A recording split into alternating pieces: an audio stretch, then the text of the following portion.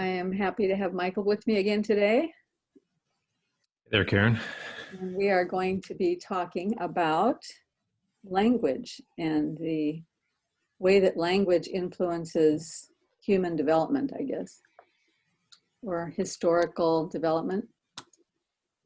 Let me put us side by side so I can figure things out. Okay, so you sent me a very interesting email, and I would kind of like to start with that. You said that one of the observers of the Great War between C.S. Lewis and Owen Barfield noted that a lot of the disagreement came down to a preference for how language is used, with Lewis preferring nouns and Barfield preferring verbs for their descriptions of ontology. So what do you make of that? I think what it shows is that I think the modern frame has a preference for the view from nowhere, which is also a view from no time as well. That something, a view that's representative of all places and all times. And so there's a move being made that seeks to kind of freeze time in its place, and have this sort of view outside of time. And I think that's something of what motivates the modern move towards using nouns rather than verbs as our descriptors. And then there was this tendency that I mentioned in that email as well. It's I think it's been called nominalization, but it's also, I've also heard it referred to as the zombification of words, where verbs get nominalization itself is one of these zombie words where you take something. Yeah, you take as well. You take an adjective or a verb and you put all these suffixes on them until it becomes some sort of object of a kind that you can now use as such in a sentence. And it's the example, you'd sent me an essay by George Orwell, and he makes similar observations about the ways in which there's this modern tendency to take what is very simple and concrete and kind of go into this weird abstract realm. Well, I think there's another reason why. You're probably already thinking about this, but another reason that occurs to me, because I've also been rereading this book, Less Than Words Can Say by Richard Mitchell. He used to have a weekly column called The Underground Grammarian, and he was on a rant back in the 80s to stop this zombification of language. This is a really great book. I read it back in the 80s, and it had an immense influence on the way I thought about things, and I thought it was really a great book. And it's rich and thick with all kinds of examples of things coming out of the educational realm. He pins a lot of it on the academic world. I mean, here's just a little example. The project is a manifestation of the intercommunal, process-oriented, inter-age, interdisciplinary type of change vehicle toward an environmental ethic from the school village level to a pan perspective. It goes on and on and on. That's the kind of language we get all the time in these academic papers, right? But he makes a point towards the end of the book where he says the business of language is twofold. It is for naming and for telling. Those things are not related to each other in exactly the same way. Telling requires naming, but naming does not require telling. Naming by itself is of little use. Remember the lion in the grass who needs no name. We can, of course, sit around and say to each other the names of nearby things, but that would be an idiotic enterprise suitable for nothing more important than passing the time on a long automobile ride. Speaking our language is not an essay in naming. Speaking our language is a matter of telling, naming things and making statements about them, which is in effect the arranging of names in such a way as to present for the mind an order of things that is not present in the arrangement of things around us. The idea I get is that he's saying life is not a problem to be solved. Life is a story to be lived and a story to be told about. So we've fallen into naming, and nominalization is like naming, right? But effusively naming so as to obscure meaning rather than telling stories. I love the example that Orwell used and was also in that little video snippet that you sent me about zombification of words, which I thought was so great, and I will put that in the show notes. Orwell uses this verse from Ecclesiastes. I returned and saw under the sun that the race is not to the swift, nor the battle to the strong, neither yet bread to the wise, nor yet riches to men of understanding, nor yet favor to men of skill, but time and chance happens to them all. And thinking about how amazing it was that the ancients were able to say so much with so few words and such simple words, but those words create pictures and stories in your mind immediately when you hear them. And you compare that to, here it would be in modern English in some paper that James Lindsay and Peter Boghossian might have done as a faux academic paper. Objective considerations of contemporary phenomena compel the conclusion that success or failure in competitive activities exhibits no tendency to be commensurate with innate capacity, but that a considerable element of the unpredictable must invariably be taken into account. Okay, you've sucked all the meaning out of that. Yeah, yeah, it becomes inscrutable. And I do think that to some degree that inscrutability is what we're after as well. Like that isn't necessarily a bug of the people that are, like, it's not an unintended consequence of the people that are using this. It does give them a sort of shroud of plausible deniability with any sort of accusations that come their way. And I think this has some sort of component or relationship with the way politics has found its way into everyday discourse, which is funny because that's also the name of politics makes its way into the name of Orwell's essay. And I think C.S. Lewis, he made this observation as well in a book called Studies on Words, where he talks about how language tends to get perverted most when it gets taken up into the political, where words cease to have descriptive capabilities and more become synonyms for good or evil. But more specifically, I think here what's happening in terms of that inscrutability is a sort of one of the things with the modern political systems that we are typically familiarized with, and which has become kind of the de facto standard around the world. I don't know why. It's fundamentally an American political construct, but it seems to have taken the world over as well, where we only have these two main political parties. And so really what you have is, in terms of your logic for decision making, you have A and non-A, right?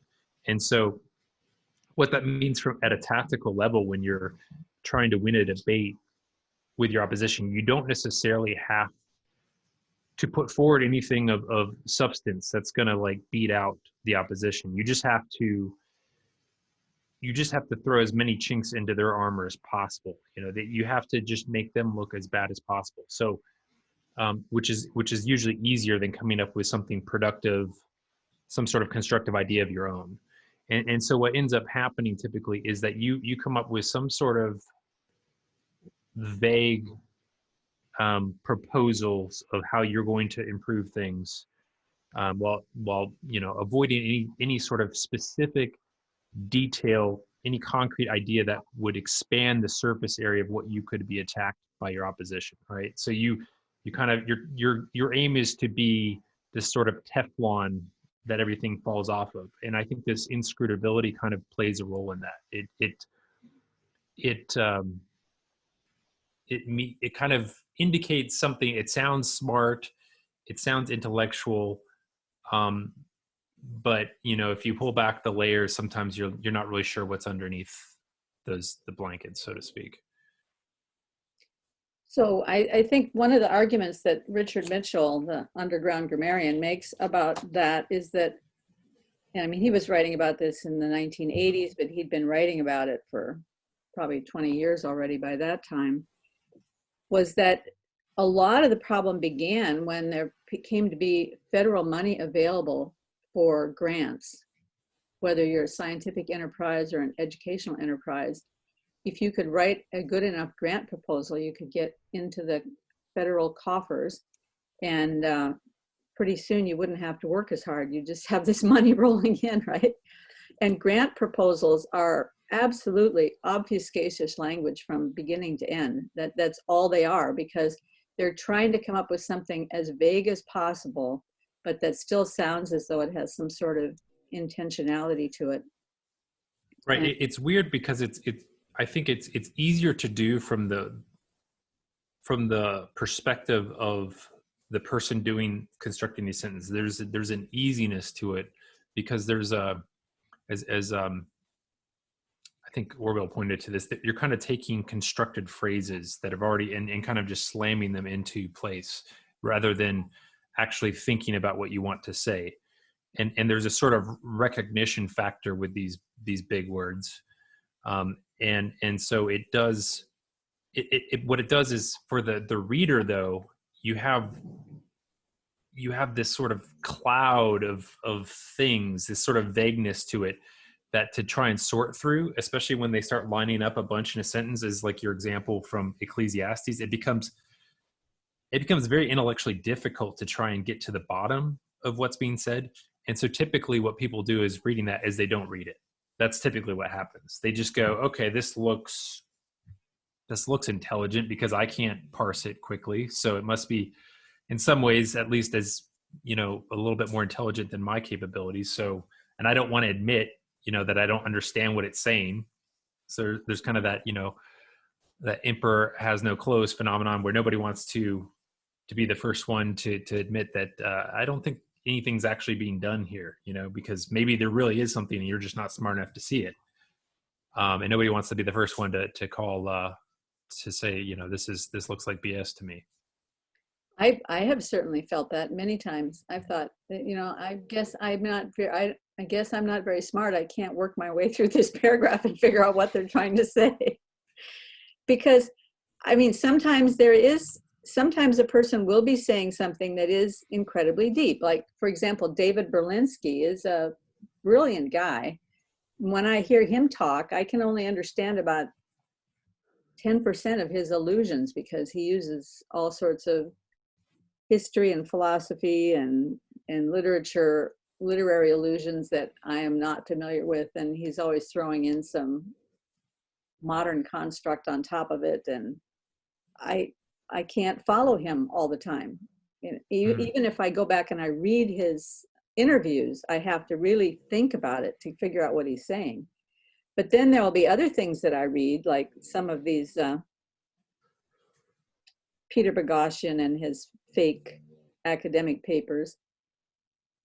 They actually make sense to me because we've been inundated with this social justice stuff. We've been inundated with all this critical theory. And so we've sort of absorbed the atmosphere of those words, even though they don't actually mean anything. We're just kind of trapped in this fog.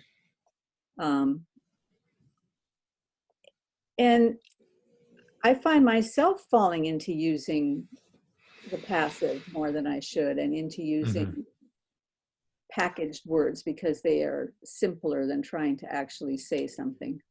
Well, I think what's hard to escape is this high status that we have for the quote unquote objective, right? And so that's one of the things these words does, is it kind of puts it into this landscape from a independent third party. Like, this isn't necessarily, you're like, it's not my opinion. I'm not taking ownership of this. I'm just describing the way this thing sits on the landscape from this objective third person point of view. And the language It pulls into this abstract world, away from any of the concrete. It's where it would be just better to say, I think X. I think this is how it lays itself out to me. This is what I see. But it's more of an attempt to say, oh, I don't, I have no emotions or horse in this race. I'm just doing my best to be a third party neutral observer. And this is, I think that's something of why the temptation exists for this language as well. Well, so from what I understand from what you've told me about Owen Barfield's work before, and from the little of it that I've read myself, he seems to be saying that it used to be different, and if we don't recapture some of the power of what it used to be, we're kind of doomed to this atomization that's going to take over, and we're going to just float off into unreality. And this morning I was reading an essay that I sent you, and I'll put it in the show notes as well, that was on the symbolic world. Some guy that's been following Jonathan Peugeot for a long time was writing an essay about what he sees as when the Catholic Church and the Orthodox Church split way back when, and then when the Catholic Church and the Protestant Church split, that was partially due to this shift in the way of thinking about language, and in the way of thinking about communicating, the way of thinking about seeing subjectively or objectively. And his opinion in this essay was that shift was so damaging that it's irrecoverable, that we've ended up in this place, and that especially the Protestant world has ended up in this place where we can't get back there, and yet that was the best place to be. But that's all pre-Renaissance, pre-Enlightenment, that's all the ideas of Republican democracy and the ideas of free market. And so if I'm to believe what he says, then all the things that we see as being the fundamental goods that we're living with today, the ability of raising people up out of poverty and having more secure lives and living more comfortably and all that's all bad, and we should be going back to the 10th century. And so I get a little confused by that. Could you bail me out? I didn't get a chance to read that whole article, but one of the things that I think it's jumped out that Barfield is talking about, the basic idea. I think it's definitely related. I found really fascinating his reference to Marshall McLuhan's work, and I guess Marshall McLuhan had made some sort of note that somewhere in the Middle Ages there was a shift from sort of having the dominant mode of thinking being sort of ensconced in an oral tradition, let's say, where that you saw that wisdom was something you listened to, and more this idea of seeing taking over as the dominant sensory apparatus that you could come to know things by. And obviously, we're using all of them all the time, but it's just some sort of shift. And he associated that, with the, some of the explosion of books, coming with the Gutenberg press and things of that nature. So obviously we can see things more clearly. And there, it becomes a way of speeding up knowledge acquisition, because you can read things, visually much quicker than you can, via listening to it. And this is something interesting. I was just talking to my sister about this recently, because I was trying to talk her into, she's really busy and I wanted her to read some books, and I was like trying to say, hey, why don't you try out Audible? I use that a lot nowadays. And she's like, well, I don't really like doing that, because when I listen to the book, I have a harder time criticizing the ideas in it. which I found really interesting too, because I think when you see it on the page, you they are more like objects that you can kind of take apart and put back together. Whereas there is a certain wholeness to listening to someone talk. There's because whenever you're listening to someone talk, there's all this emotional affect in terms of tones of voice and how the dynamic qualities of their everything going on there is giving you extra information that points towards some sort of wholeness, towards some sort of meaning, not just what's being said or the actual word, but some sort of pointing towards this larger thing. Whereas when you looking at just words on the page, you can skim it a lot faster and you can kind of take it apart and take little snippets of it out of context and criticize them much more easily. And I think the problem is that there's some sort of real technological advantage that we've come across, but we're addicted to the speed and efficiency of it and have forgot that everything we learn in these little disconnected frames needs to be reintegrated, or it's it won't be useful. Well, so one of the things that I find really interesting about what you were talking about is because while you were just saying that, I was thinking back to my own experience. When I'm reading from a book, I'm constantly underlining or circling or taking passages and writing them out, taking notes from them. And I'm partly doing that, I think, because I have a fear that if I don't write this down, I'm going to forget what the idea was. So my mind is in this frame of where I need to remember what this guy said about this thing in order to make sense of that thing. But when I'm on a walk and I'm listening to Paul or, Philosophy for Today or some history channel or some science channel, I'm just listening. My mind is free associating and I'm having all kinds of thoughts, and it makes me think about this other thing and makes me think, oh, that's connected to something else that I heard. And by the time I'm done with the walk, I've actually kind of rewired parts of my mind where things have started to slot into place and started to make sense. And it's a much more, to forgive the modern world, much more holistic experience Mm-hmm. than when I'm reading. Yeah, because I think I think Peterson's pointed this out. It is certainly, we're certainly better at understanding meaning when we're listening than when we're reading.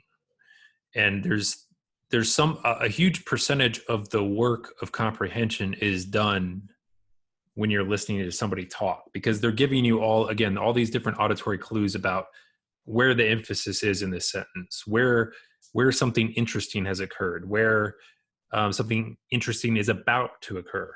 Like there's all these little pauses and shifts in tone and everything that kind of gives us these little pointers and kind of help wake us up that you don't necessarily get in the text. So because you have all this computational work being done by the reader or the speaker, you have a lot of extra mental bandwidth, let's say, to kind of assimilate and like as you pointed out, free associate what's being said with other things that you already know and are important to you. Mm-hmm. So last week I was listening to an interview with Iris Murdoch from back in the 1970s, maybe. Really great interviewer on some British channel. And they were comparing philosophy and literature. And I think this gets to the same point. Because she wrote novels and short stories, and she also wrote philosophy. She said in her mind that literature was used to mystify or to create illusion, but philosophy was to clarify or to liberate from illusion. Literature is to play with roles and masks and imagining, and philosophy is to get hold of a problem and work on it relentlessly and doggedly. And she said, the problems that were there at the beginning of time are still there, all footnotes to Plato. He mapped out the territory and all other philosophers have been working on that problem. which in itself is a pretty amazing thing to say. I mean, if that's really true. But in another place, she says philosophy is like science. So in a sense, it's the same principle of taking some little thing and working on it doggedly until you've gotten it all taken apart, where literature is more, you know, telling the story, the imagining and so forth. But when Barfield and Lewis were having this argument, was this before Lewis wrote all of his like Chronicles of Narnia and his? Yeah, definitely. It was before either of them, I mean, had become really well-known writers. Barfield was in the middle of becoming a writer. He was kind of this was in the 20s, and so Barfield, I think his first book was published in like 26 or 27, which was essentially a remaking or reforming of one of his like I don't know if it was a doctoral thesis or some sort of thesis he was doing at college, and that became Poetic Diction. But even before that, he was already working on some stuff. Whereas C.S. Lewis, I don't think he really starts writing prolifically until like you get into the late 30s and 40s. Is when he kind of starts to become. By the time he started writing all of his fiction, had he switched over to being more verb focused than noun focused, or was he always noun focused all the way through? It's weird because he maintains a lot of the ideas in terms of his own philosophy that were, I guess, contrary to Barfield.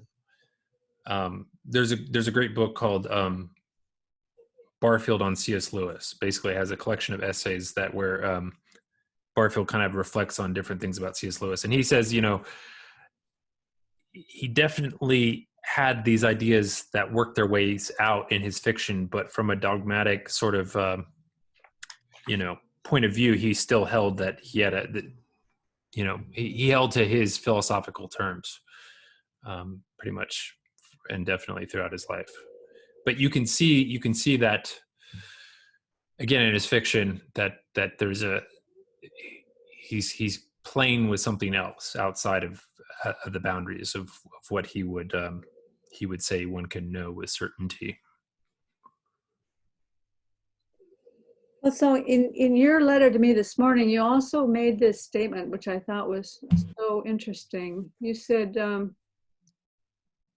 what we're doing in making this shift from verb to noun is taking something that moves and tying it down into a more static, packaged form. This is useful for isolating the object and examining it apart from the whole, but we forget that it's a mental trick that we're playing when we do this. Barfield believed that this was so deep in the modern consciousness that it actually affected the way we see the world. He imagined that if a medieval person looked through the eyes of a modern consciousness, the first thing he would remark is, look how all the objects stand out. Now, that was an immediate translation for me into the different methods of, or the different ways in which artists see the world. Because some artists see the world where the objects stand out of the ground and are, what you would call representational, very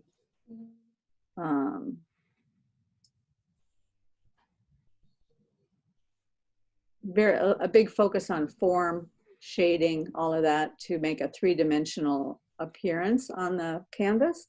And then there are other artists that are more into what you would call a push and pull, where the background and the foreground interchange with each other. So you have to look for a while before you see what you're actually looking at.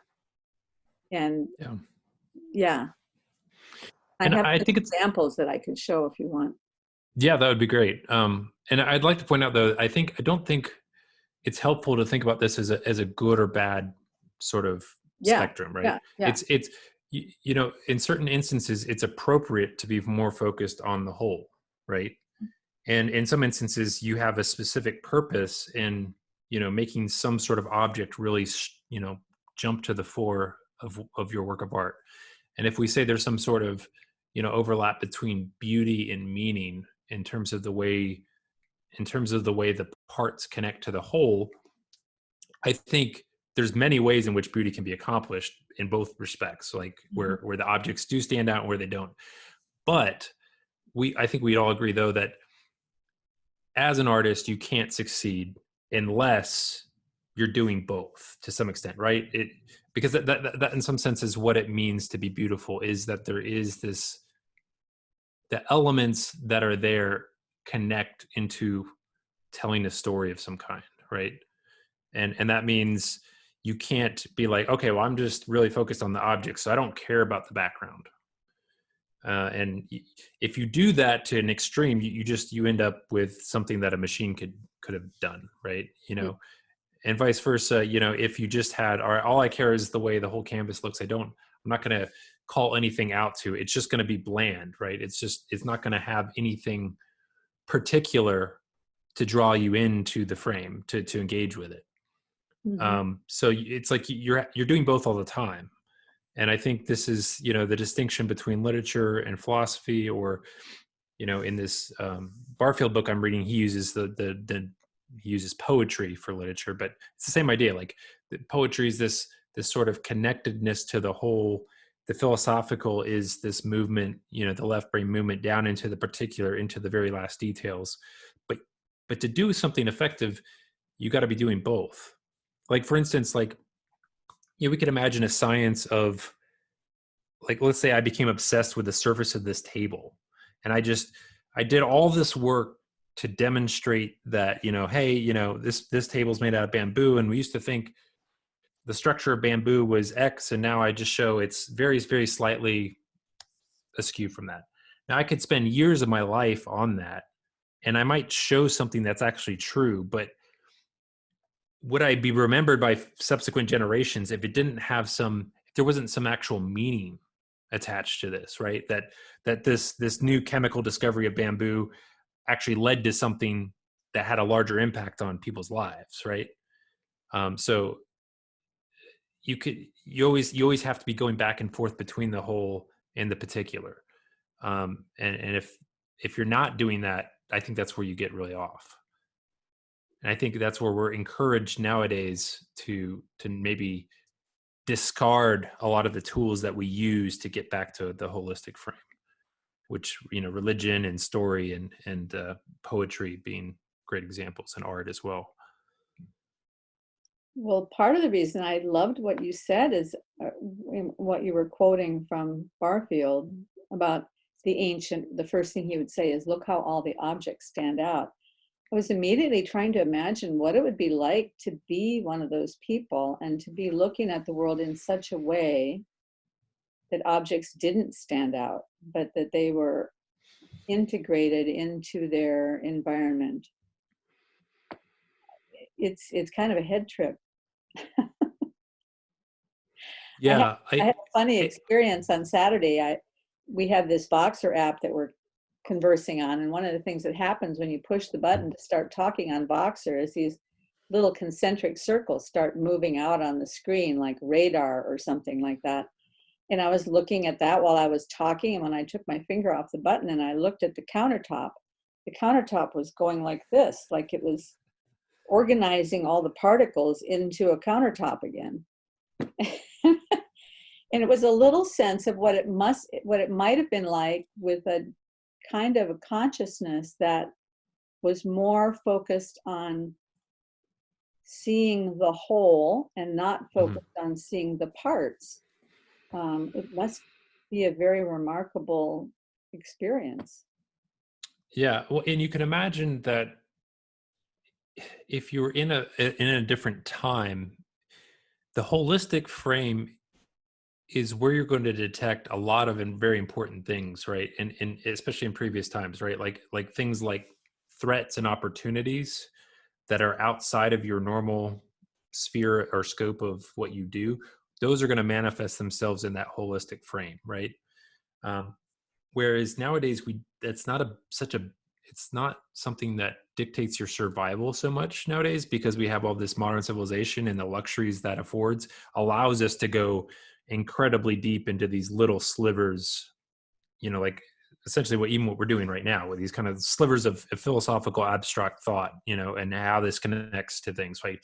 we couldn't do this right now if there was a war going on, or there was, we're being chased by tigers or something like that, or um, so we have, it's a certain luxury that's allowed us to kind of get this outsized development of this certain, objectivist mode of thought. That's so what you're really saying is that context matters. And I mean, we certainly see this with the generation that is so wound up with accusing everyone of all their microaggressions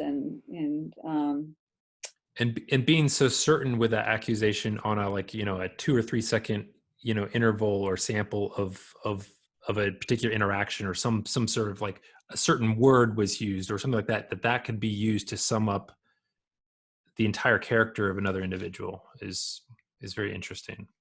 yes, and that the only reason that one has the freedom to make that kind of a judgment is that one is sitting in an air-conditioned classroom on high-tech seats using high-tech, computers and phones and drinking Starbucks lattes. So now you have the freedom to become critical and judgmental of everybody else, and not rescuing the father from the belly of the whale, but instead condemning him to a watery grave. Yeah, it's a very interesting world that we live in. Well, so you told me before that Barfield never thought that we could go back to that time, but he did think that there was a way forward. So what is the way forward out of this mess? Because obviously people like George Orwell and Richard Mitchell and Peter Boghossian and people like that have been warning everyone about the way that our language is going, but it seems to still be on that track. I mean, we haven't slowed down a bit. It's unclear in Barfield. He believed, that we needed this next frame in the evolution of consciousness would require a sort of examining of consciousness itself. So like a sort of consciousness of consciousness, and where we become kind of, and I'm not sure exactly how he imagined that. I know he was influenced a lot by some of the work of Steiner, who had a certain beliefs about, kind of a sort of occult knowledge almost of which Steiner got off into some weird places, although he ultimately thought that Christ was the example that we should all be thinking about and following, and which is actually where he broke from the I can't even say the word right. There was Theosophists. I think that's how you say it. Yeah. So there was the anthroposophist, which is what Steiner created, which more of he took a turn from them, and that one of his turns was in the focus of Christ, the Christ figure. But I do think I've thought about this a lot myself too. I do think there's some I think there's some potentially, we need a reintegration of some sort of physical, I think, communal practices to help turn this around. Because essentially what Barfield is warning about is a sort of privatization of every meaningful concept. So like we stop having the ability to communicate. And ultimately what that necessarily leads to is a war. Like if we can't talk to each other, we're going to fight is necessarily what will happen, I think. And so I think we need the church to be revitalized and become a place, a sort of center, a locus around which discussions can take place. I think it's interesting how I think it's very interesting how in the Protestant church, the act of communion became so diminished, which when it was so important to the medievals, right? And to those previous, like it was in some sense everything, right? Like even the phrase to be cut out of the church was to be excommunicated. It was to be cut off from that flow of life. And we don't even see that there's some sort of connection or flow of life that we can step into as the body of Christ, that there is some reality, not just a sort of mental place of my subjective, I have a psychology, a moment of psychology in my head where I feel something. No, that there, what was the teachings of the apostles was there's a reality, an ontological reality of the body of Christ and the connection to one another that could be experienced, in this act of communion and the sharing of the bread and the wine that I don't think is talked about or taught. I think some of the maybe the Orthodox and the Catholics kind of hold on to the form of that reality, but maybe doing so just out of tradition and not necessarily with a view towards what the ontology is that is presupposed by those actions. And if even if the priests understand it, it's not making its way to the laity. I wonder if it has something to do with, I'm always worried about getting into trouble. I wonder if it has something to do with that there was a distinction between the priest and the laity when it came to that kind of thing. And here I'm remembering back to when I was a missionary in Japan. We were working under the auspices of a local Japanese denomination, and we were working inside a tiny little Japanese church, and a couple of the young men in our English classes came to know the Lord and started attending the church. And there were only like 10 people in the church, all elderly, and here were these two young men, and they were willing to start coming to the church. And when they only had communion once a month, and so when communion, but they couldn't have communion once a month in that church because the pastor in that church had not been ordained by the denomination. He had inherited the church. Get this, he had inherited the church from his father, who had been an ordained pastor. When his father passed away, the son felt like, well, I better carry on the church for my dad. So he quit being a businessman and became a pastor instead. But it had no meaning for him. He was just carrying out the tradition of his father. So he was not able to administer the elements in communion. So the only time they could have communion was if a visiting ordained pastor came to the church. So everybody's excited because this one Sunday a visiting ordained pastor was coming. And our two young men were so excited about the opportunity to receive the elements because we had been teaching them about communion. And this ordained pastor went 1, 2, then he passed right over these two boys and went on to the next person. And these guys were so hurt, like, why wouldn't they? Well, it's because they had not yet been baptized. Well, they hadn't yet been baptized, even though they'd been in the church for a year, because that original pastor also couldn't baptize people. And this ordained pastor wasn't going to baptize them because he didn't know them well enough to know whether or not they were baptizable. So, I mean, you get into all these rules and regulations of who is what. And I want to contrast that with a small group that we had in our home when we lived in Iowa, where a bunch of people would come to our home on Friday night and we would have worship time together and we would read the scriptures together and study together and all that kind of stuff. And we got into a habit of having communion every Friday night together as a group. There wasn't anybody ordained in the group, but those are some of my most beautiful memories of taking communion together. I mean, oftentimes it would result in a deep sense of communion with one another. It would result in tremendous repentance oftentimes in people. It was so beautiful. And when they're administered in church, it's very much it's kind of a herd mentality. I mean, I hate to say that, but it's just not, Yeah. it's not based on a lived reality.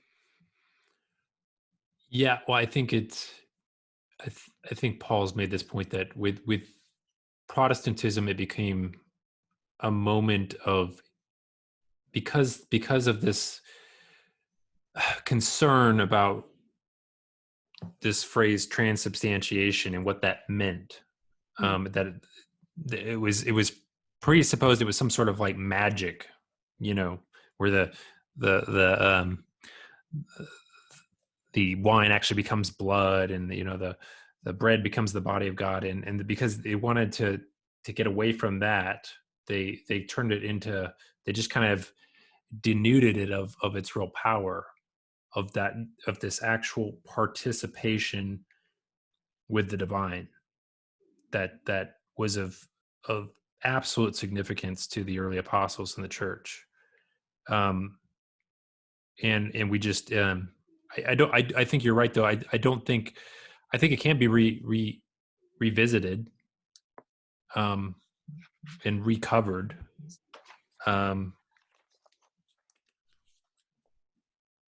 But it is something, yeah. I don't know why it's just this treasure that's kind of been cast to the side. And I think to our great shame as the church. Well, and even more so with this COVID thing, because even the churches that were frequently doing communion are not, can't do communion anymore. So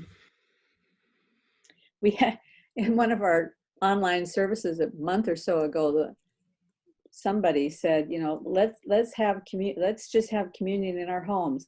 Go get yourself anything to drink. It doesn't matter, even if it's orange juice, and go get yourself anything to eat, whatever it is, whether it's a breadcrumb or a biscuit or a cookie and I thought, really, we're going to go there? We're going to get so. Yes, we could have online communion, but let's at least do it with the fruit of the vine and because those were not chosen randomly. Those elements were not chosen randomly. I mean, there's deep meaning in the bread and deep meaning in the wine that goes beyond just something to eat and drink. It's very interesting. Yeah, I think obviously doing it with whatever is probably better than nothing, but I think what certainly, it makes a difference whether the person who's presiding over this, whatever it is, this act of communion, that they're speaking with eyes of faith into the event itself, and that there's some teaching that undergirds it, and that there's an understanding of what ontology is presupposed in the Gospels and in the early church. What are we actually doing? What does this mean? And it's interesting. We've been talking about a little bit, about how language affects reality, and it's one of the things that the more I engage with Barfield, I feel like language is in some ways representational of reality in ways that, not to sound woo, but there's correlations there in a deeper way. Not that our language is reality, but there's something of the way there, it's not without interest or notice to me that we are the only creatures that use language in this deep way, and that there's something very interesting going on there. And even in the idea of logos, the root word of that is I guess lego, which means I say. So there's something about the very structure of being, and even the fact that God creates via this act of saying, that's going on. And I don't think I don't think it's accidental that what's being attacked right now, and this is where Jordan Peterson took his stand, is in this sort of attack on language and what do words mean and how are they used. I think that wasn't accidental at all. And kind of on a separate note, but this is another thing that we've been kind of a thread we've been trying to pull together, is the ways in which the male and the female are at the heart of reality. That these two things aren't just about sex, but they're about some much deeper reality. And it's interesting, in Paul's descriptions of the church, that it's the bride and the bridegroom, and this union between the two that is held up as his, the mystery of the church. And I don't think it's without, I don't think it's accidental that these ideas of masculine and feminine are under, assault right now as well. And I do want to pursue that. I want to go back just a second to the communion thing, because I had a thought there when you're talking about how language affects reality. The very fact that we call it communion has already taken some of the power out of it, because, I mean, in Scripture, I don't think it's called communion. Is it? Jesus says, eat my body and drink my blood. Mm-hmm. We do anything that we can to avoid saying that.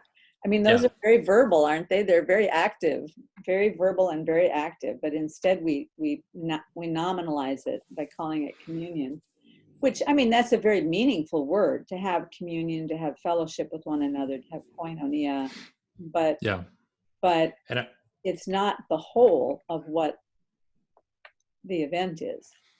And I think it's in John chapter 6 too, where oddly enough in John, everywhere else in the Gospels, right, the communion, the Last Supper takes place, around right before the crucifixion. But weirdly enough, in John, it gets moved to John chapter 6, and it's very clearly referencing the same kind of pattern of, this is my body, this is my blood, except he's saying, you got to eat my body and you got to have my blood, or you can't have any part of me. And of course, it becomes this kind of divisive element where a lot of people who are following him, because he just fed the 5,000, they suddenly aren't interested in following him anymore. And he turns, the disciples and says, are you going to stick around as well? So it plays a much different role in John for some reason. And some people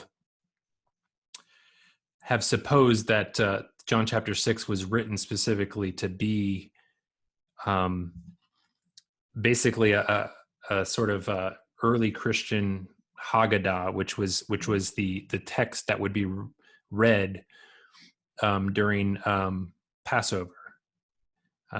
They still exist in rabbinical Judaism today. There's you have this thing that recounts the miracles of Exodus, and you go through these things, and there's this liturgical element to that's recounted every year with rabbinic Judaism, and that at the time,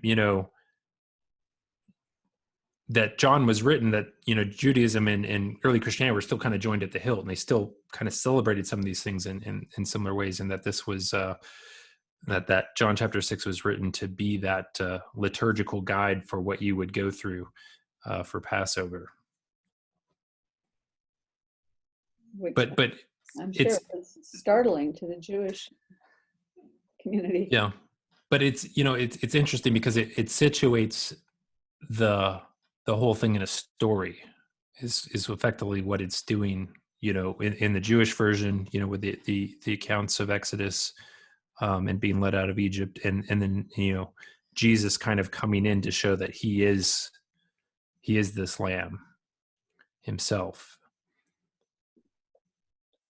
Yeah, I mean, it never ceases to amaze me that the church does so little teaching about the element of sacrifice in the Old Testament, and how that thread just weaves all the way through right up to Christ calling himself, saying that he is that we need to drink his blood and eat his body, that he's likening himself to the sacrifice. It's so clear when you read the scriptures, but if you're just going to church on a Sunday, most of the time you would probably never get that connection. when they say he is the Lamb of God, most people think, oh, he's the soft, furry, you know, frou-frou, gentle, the gentle savior, the blonde with blue eyes and the white robe, but not this amazing fulcrum of the end of the sacrificial age, of all the animals being dragged out on the altar and slaughtered and blood flying everywhere. And I mean, when you think about what the world must have been like pre, what is that era called? BC? Now it's called BCE, I guess, before the Common Era. There was a lot going on, man. Yes. I think we don't do enough to try and reimagine what that was like when we look at these texts.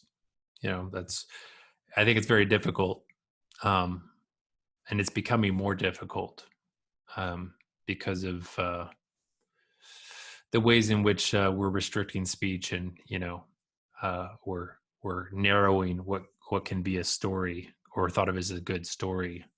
That we're trying to sort of nip off the bits of the Bible that we don't like, and get it to form into a different shape. Well, and the minute you start thinking about sacrifice, you have to start thinking about, well, why were they killing all those bulls and goats? And well, it was because of sin. It's because my sin.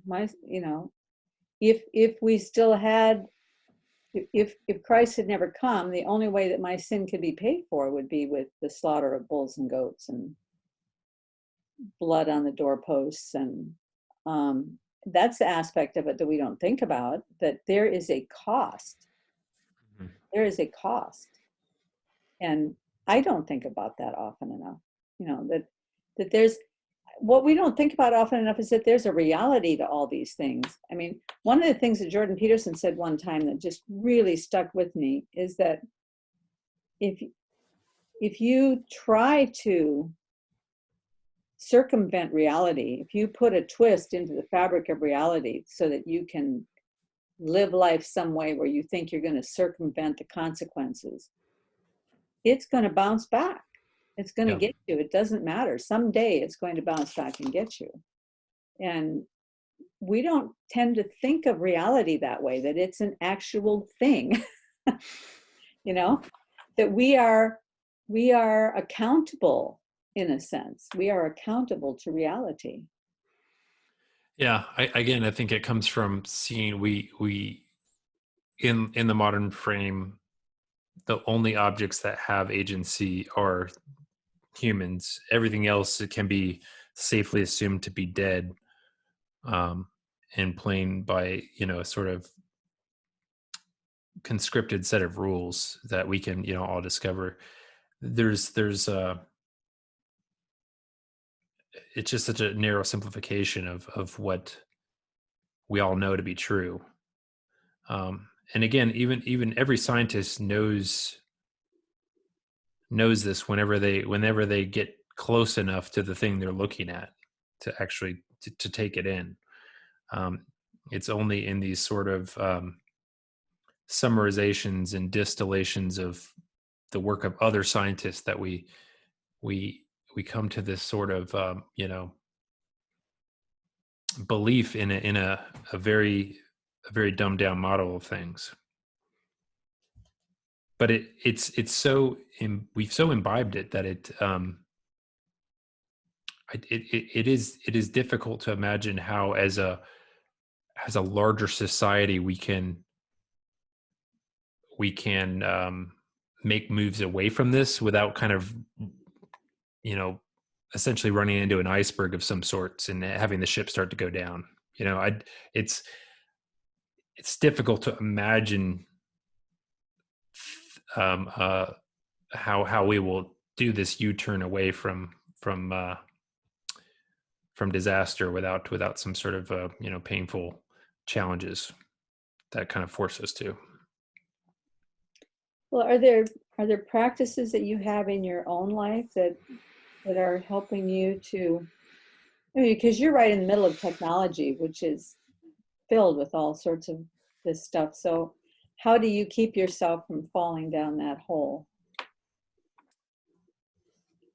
I'm not sure that I'm managing it effectively at all. I mean, I have I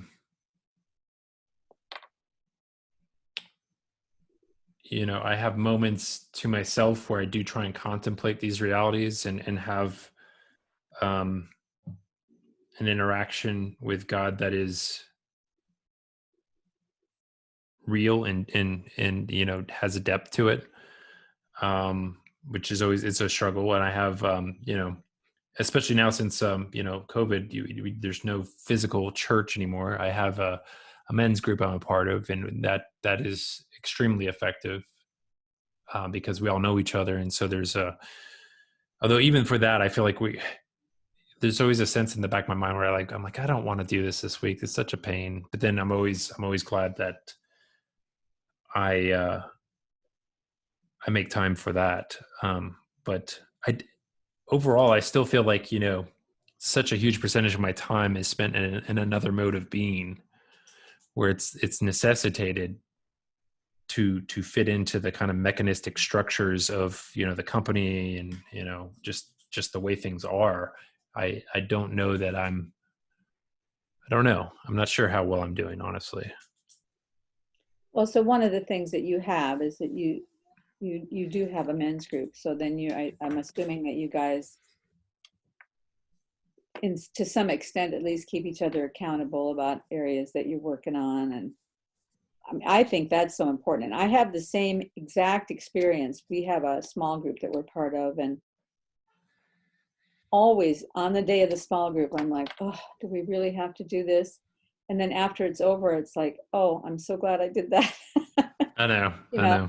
because I think the thing that makes it hard to think about before you go into it is, very well, number one, you're going to need to be real, which is hard.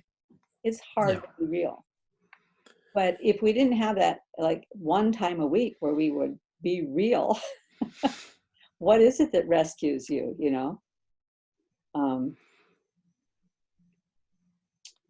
Yep, I get that.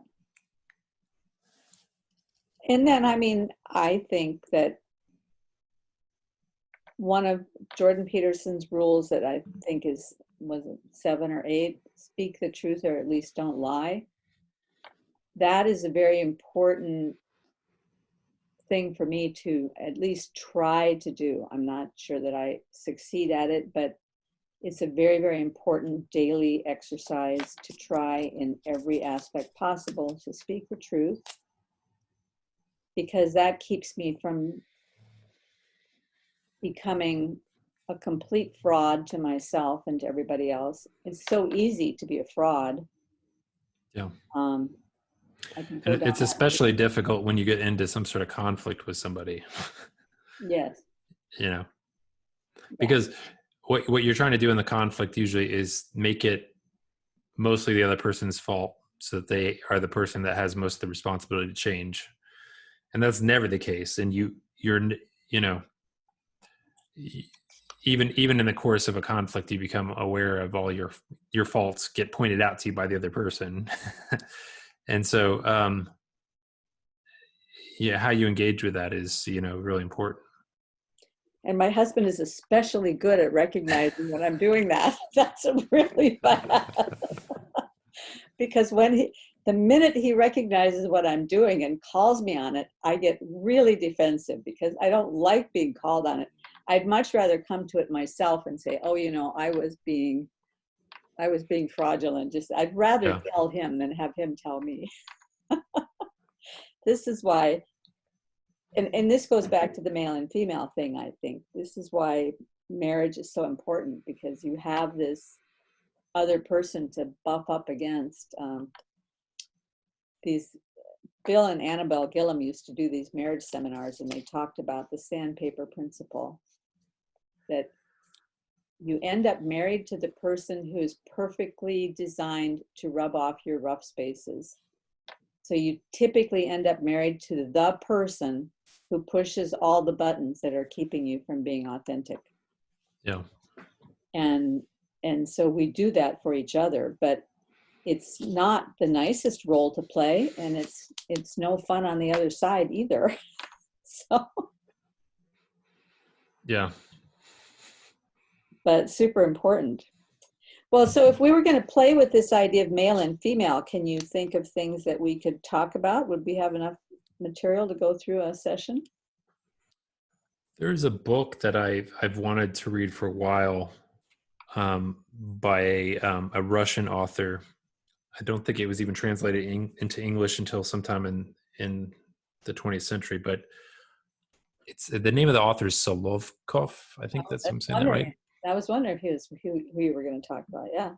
Yeah, and he was a friend of Dostoevsky's. Supposedly, a lot of characters in Dostoevsky's work was patterned after this guy, and he was an interesting guy.